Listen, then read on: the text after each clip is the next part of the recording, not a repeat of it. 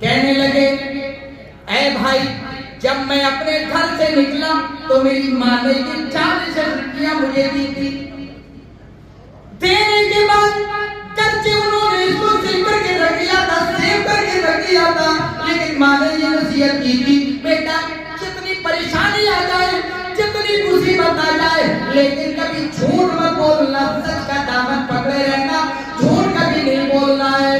میری ماں نے کہا ہے آج مجھے یہ نصیحت یاد آ گئی, یہ نصیحت یاد آ گئی. میری ماں کی نصیحت ہے کتنی بڑی پریشانی کیوں نہ جائے جھوٹ نہیں بولنا ہے, اس لیے میں جھوٹ نہیں بولتا. تو نے سوال کیا, اگر تم سوال نہ کرتے تو میں نہیں بتاتا, لیکن جب تم نے سوال کر دیا اے بیٹے تمہارے پاس بھی کچھ ہے یا نہیں ہے, جب تم نے پوچھا تو مجھے جواب تو دینا ہی پڑتا. اگر میں کہتا نہیں تو یہ جھوٹ ہو جاتا اور میری ماں کی نصیحت کے برخلاف ہو جاتا. سچ بولنے کا ایک فائدہ جو تاریخ کے اندر یہ واقعہ موجود ہے, اور لوگ شیخ عبد القادر جیلانی کا نام نہ جانے کس کس طریقے سے لیتے ہیں.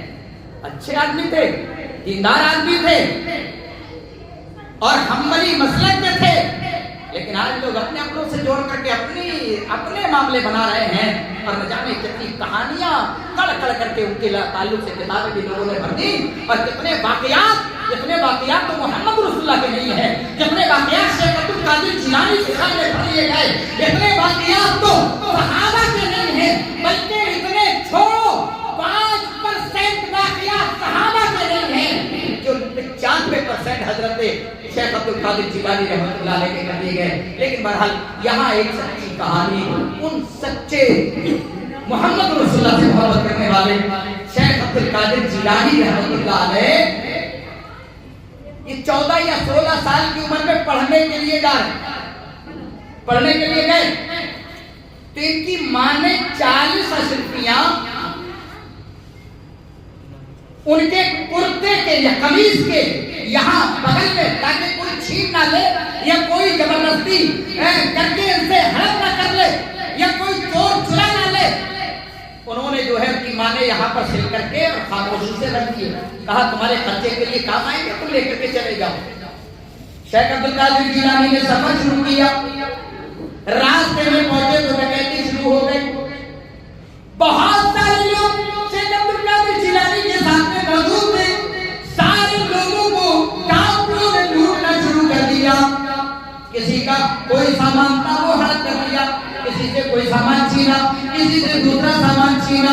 سارے لوگوں کو لوٹ کر کے ڈاکو جب الگ ہونے لگے تو ایک ڈاکو آگے بڑھتا ہے اور آگے بڑھنے کے بعد کہتا ہے اے لڑکے بتاؤ تمہارے پاس بھی کچھ ہے یا نہیں, یہ بتا دو. انہوں نے کہا میرے پاس 40 اشرفیاں ہیں. آج اندازہ کرو شاید یہاں پر میں بھی کامیاب نہ ہو سکوں. اگر کہیں پر چور ہو اور بس میں بیٹھے ہوئے ہوں اور 10-20 ہزار ہمارے بھی جیب میں پڑے ہوں تو ہر آدمی سوچے گا چھپا لی جائے, کسی طریقے سے بچ جائے معاملہ. کوئی موبائل چھپائے گا, کوئی پیسہ چھپائے گا, کوئی گھڑی چھپائے گا, اگر کسی پہ سونے چاندی کا کوئی زیور ہے تو وہ چھپائے گا, چھپانے کی کوشش کرے گا, چلو چھپا لو. لیکن اس کے بعد پوچھے بھائی صاحب تمہارے پاس کچھ ہے, تو کون ہے ہمت اٹھا کر کے اندر سے نکالے بھائی ہمارے پاس موبائل ہے, کون ہے اندر سے نکال کر کے دکھاتے میرے پاس 20,000 روپے ہیں, کون ہے جو اندر سے نکالے اور کہے میرے پاس سونے کی چین ہے. کوئی نہیں کر پائے گا. بڑی ہمت چاہیے ایسے وقت میں سچ بولنے کی, لیکن سارے لوگوں کو لوٹ لیا گیا ہے.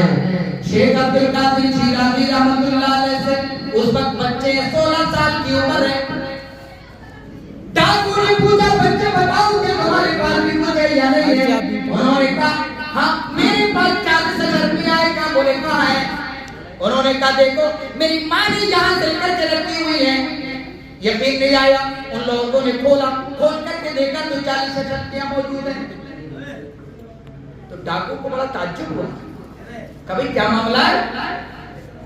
عبد القادر تمہارا نام, انہوں نے نام معلوم کیا.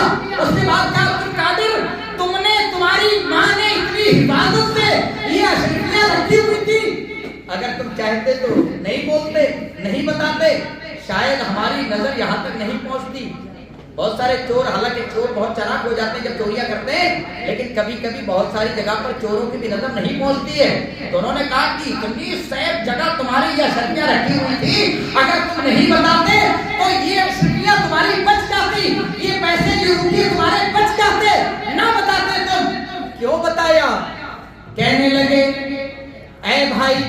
جب میں اپنے گھر سے نکلا تو میری ماں نے یہ 40 روپیہ مجھے دی تھی. دینے کے بعد چچے انہوں نے اس کو سیو کر کے رکھ دیا تھا, لیکن ماں نے یہ نصیحت کی تھی, بیٹا جتنی پریشانی آ جائے, جتنی مصیبت آ جائے, لیکن کبھی جھوٹ مت بولنا, سچ کا دامن پکڑے رہنا, جھوٹ کبھی نہیں بولنا ہے. میری ماں نے کہا ہے, آج مجھے یہ نصیحت یاد آ گئی, یہ نصیحت یاد آ گئی. میری ماں کی نصیحت ہے کہ کتنی بڑی پریشانی کیوں نہ آ جائے, جھوٹ نہیں بولنا ہے, اس لیے میں جھوٹ نہیں بولتا. تو نے سوال کیا, اگر تم سوال نہ کرتے تو میں نہیں بتاتا, لیکن جب تم نے سوال کر دیا, اے بیٹے تمہارے پاس بھی کچھ ہے یا نہیں ہے, جب تم نے پوچھا تو مجھے جواب تو دینا ہی پڑتا. اگر میں کہتا نہیں تو یہ جھوٹ ہو جاتا اور میری ماں کی نصیحت کے برخلاف ہو جاتا. لہذا جو میری ماں نے نصیحت کی اس کے مطابق میں سچ بول رہا ہوں, لہذا میں نے سچ بول دیا. ڈاکو نے فوراً سارے سامان کو اکٹھا کرایا اور اکٹھا کرانے کے بعد سارے لوگوں کو بلایا, سارا سامان واپس کیا, اور اس کے بعد اس چھوٹے سے بچوں کے ہاتھوں اور ان کے اس عمل کو دیکھ کر کے اس ڈاکو نے ایسی توبہ کی کہ وہ بھی سچے لوگوں میں ہو گئے اور کہا, ہم تو زندگی بھر ڈاکے ڈالتے رہے لیکن اللہ کا کوئی ڈر نہیں, یہ بچہ صرف ایک سچ اور جھوٹ بولنے کا مسئلہ آ گیا تو یہ اپنی اچھائیوں کو نہیں بچا رہا ہے بلکہ سچ کا دامن پکڑ رہا ہے. ہماری حالت کیا ہوگی؟ اس کو اتنا ڈر ہے اللہ کا لیکن ہمیں کوئی بھی ڈر نہیں ہے. اسی وقت توبہ کرتے ہیں اور وہ جو ہے پکے سچے اللہ والے بن جاتے ہیں. میرے بھائیوں, یہ ہے سچ بولنے کا انجام. اور اگر آپ سچ نہیں بولو گے تو پھر معاملہ کیا ہوگا, یہ کہانی حدیث بیان کر کے میں بات کو ختم کر دیتا ہوں. اس کے اپوزٹ وپریت الٹا جھوٹ جو ہوتا ہے اس کا کیا معاملہ ہے؟ اللہ کے نبی نے فرمایا, آیت المنافق ثلاث, اذا حدث کذب واذا وعد اخلف واذا اؤتمن خان. منافق کی 3 پہچانیں, منافق کی 3 علامتیں ہیں. آیت المنافق ثلاث, منافق کی 3 پہچانیں, علامت کہتے ہیں جس سے کسی چیز کو پہچانا جا سکے. منافق کو پہچاننے کی 3 علامتیں ہیں. اذا حدث کذب, جب وہ بات کرے گا تو جھوٹ بولے گا. میرے بھائیو, نوجوان ساتھیوں, میری ماں اور بہنوں, آج جھوٹ کو تم نے کوئی ہلکا گناہ سمجھا ہوا ہے. یہ کبیرہ گناہ ہے, بہت بڑا گناہ ہے. اگر تم نے جھوٹ بولا اور جھوٹ بولنے کے بعد اگر تم نے توبہ نہیں کی ہے تو سمجھ لینا اس کا نقصان بڑا خطرناک ہونے والا ہے. کل قیامت کے دن تمہیں خون کے آنسو رونے پڑیں گے, اور یہی برابر جھوٹ بولتے رہے تو تم پکے سچے منافق بن جاؤ گے. اور منافق کا معاملہ یہ ہے, کل قیامت کے دن جہنم کے سب سے نچلے طبقے میں اگر جنہیں ڈالا جائے گا تو وہ منافقین ہوں گے. آیت المنافقین ثلاث, منافقوں کی 3 علامتیں ہیں. اذا حدث کذب واذا وعد اخلف, اور جب وہ وعدہ کرتا ہے تو وعدہ خلافی کرتا ہے. ٹائم ختم ہو رہا ہے ورنہ یہاں میں یہ بتاتا کہ آج وعدہ, ابھی کوئی آدمی لے جا بھائی ذرا یہ موبائل دے دو, ابھی 1 گھنٹے میں پہنچا رہا, اور اس کے بعد جب کام نکلا تو بس وہ بھول گیا. 10,000 روپے کسی سے لیے, لیکن 3 دن میں تمہارے 10,000 روپے, ابھی جذبہ صحیح ہے لیکن جب کام نکل گیا تو معاملہ ختم. 3 دن چھوڑو 3 مہینے بھی ختم, 3 مہینے چھوڑو 3 سال بھی ختم. یہ مسلمانوں کی پوزیشن چل رہی ہے.